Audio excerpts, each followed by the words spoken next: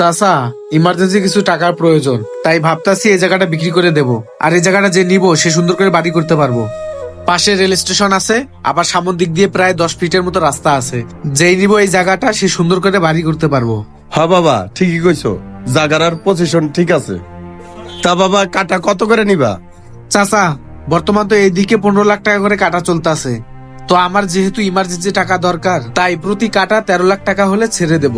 আর আপনি একটু দেখেন তো ওরকম ভালো কাস্টমার পাওয়া যায় কিনা।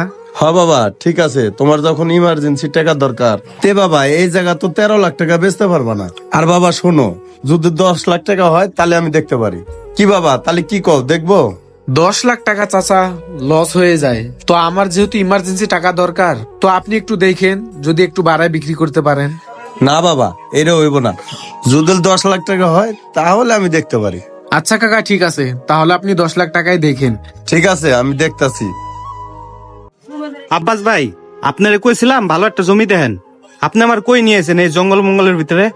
আমি চাইছিলাম কারেন্টের বিদ্যুৎ টিদ্যুৎ থাকবো, রাস্তার লগে এরকম একটা জমি চাইছিলাম। বুঝতে পারছেন ভাই, আপনি আমারে ভালো একটা জমি দেখেন। আচ্ছা ভাই, দেখতাছি এত্তানে ভালো জমি আছে কিনা। ভাই, আমার একটা সুন্দর একটা ফ্লোর দরকার, ঠিক আছে, জানি নিরাপত্তা আছে, কোনো যাই ঝামেলা নাই। হ্যালো, আসসালামু আলাইকুম ভাই, ভালো আছেন?